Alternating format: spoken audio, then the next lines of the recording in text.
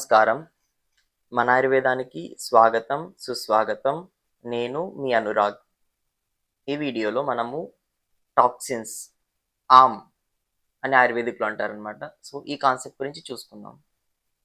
జనరల్‌గా మీరు ఏదైనా ఆయుర్వేదిక్ హాస్పిటల్‌కి కానీ, డాక్టర్ దగ్గర కానీ ఆల్రెడీ ఇంతకుముందు మీరు కన్సల్ట్ అయ్యుంటే, డాక్టర్ మీ డిసీజెస్ చూసి మోస్ట్‌లీ మీ బాడీలో టాక్సిన్స్ అయ్యాయి అని చెప్తారనమాట. ప్లస్ దానికి తగినట్టుగా ట్రీట్మెంట్ ఇచ్చింటారు. సో, ఇప్పుడు ఆ టాక్సిన్స్ అనేటివి ఏంటివి? మన బాడీలో అది ఎలా తయారవుతాయి? ఇంకా దాన్ని తయారవ్వడానికి గల కారణాలేంటి? ఇంకా లాస్ట్ దానివల్ల వచ్చే వ్యాధులేంటి? మనం చూసుకుందాం ఇప్పుడు. ఫస్ట్‌గా టాక్సిన్స్ అనేవి ఏంటి అనగా, మన బాడీలో నలుమూలల్లో చేరుకున్న చెత్త పదార్థాలని మనం టాక్సిన్స్ అనగా చూసుకుంటాం అన్నమాట. ఇంకా ఇదే మన బాడీలో నంబర్ ఆఫ్ డిసీజెస్‌కి కాజ్ చేయడానికి కారణాలు. నెక్స్ట్ టాక్సిన్స్ మన బాడీలో ఎలా తయారవుతాయి? జనరల్‌గా ఇంతకుముందు నేను అగ్ని అనే ఒక వీడియో చేశాననమాట. కాన్సెప్ట్ ఆఫ్ అగ్ని. అలా. ఇప్పుడు ఈ కాన్సెప్ట్ పరంగా చూసుకుంటే, ఎప్పుడైతే మన బాడీలో డైజెషన్ పవర్ అనేది తగ్గుతుందో, అగ్ని అనేది తగ్గుతుందో, అప్పుడు మనం తీసుకున్న ఆహారం డైజెస్ట్ అవ్వక, ఇండైజెషన్ అయ్యి, అక్కడ ఆహారంని అలానే పేరుకుంటూ పోయి, లాస్ట్‌గా విషపూరితమవుతుందనమాట. ఎప్పుడైతే మనం తిన్న ఆహారం విషపూరితం అవుతుందో, ఆహారము బాడీలో నలుమూలల్లో చేరి ఈ ప్రాబ్లమ్‌ని క్రియేట్ చేస్తుంది. ఈ విషపూరితం అవ్వడానికి గల కారణాలేంటి?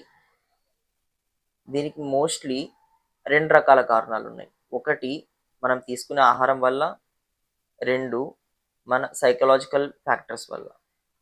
మనం తీసుకునే ఆహారం వల్ల వచ్చే కాజెస్ ఏంటివి అనగా, ఎవరైతే నూనె, నెయ్యి లేకోకుండా వెరీ రా ఫుడ్‌గా తీసుకుంటారో ఆహారం వాళ్ళకి, ఎవరైతే ఎక్కువగా ఎక్సెస్‌గా ఆహారం తింటారో వాళ్ళకి, ఎవరైతే ఆకలి లేకపోయినా కానీ బలవంతంగా ఆహారం తీసుకుంటారో వాళ్ళకి, ఎవరైతే హెవీ ఫుడ్స్ తీసుకుంటారో వాళ్ళకి, ఎవరైతే జంక్ ఫుడ్ ఎక్కువ తీసుకుంటారో వాళ్ళకి, ఎవరైతే సద్ది పదార్థాలు ఎక్కువ తీసుకుంటారో వాళ్ళకి ఈ కారణాలున్నాయన్నమాట.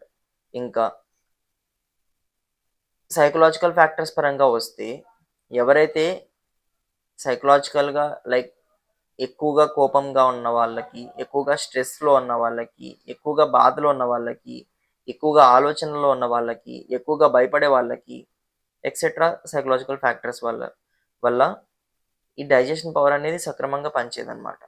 అందువల్ల ఈ బాడీలో టాక్సిన్స్ అనేది తయారవుతాయి. ఇంకా ఈ తయారైన టాక్సిన్స్ మన బాడీలో ఫస్ట్‌గా బ్లాక్ చేసేది మన డైజెషన్ సిస్టమ్.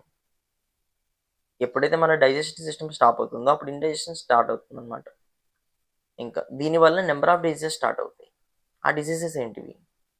మెయిన్‌లీ ఫస్ట్‌గా వామిటింగ్స్ కానీ, లేక మోషన్స్ కానీ, లేక హెడేక్, ఫీవర్, బాడీ పెయిన్స్, ఇంకా కొంచెంగా క్రానిక్‌కెళ్తే చాలామందికి క్రానిక్ కాఫ్ ఉంటుంది వాళ్ళకి. ఇంకా కొంతమందికి రన్నింగ్ నోస్ ఉంటుందన్నమాట. పడిశం మాటి మాటికి పడతా ఉంటుంది వాళ్ళకి.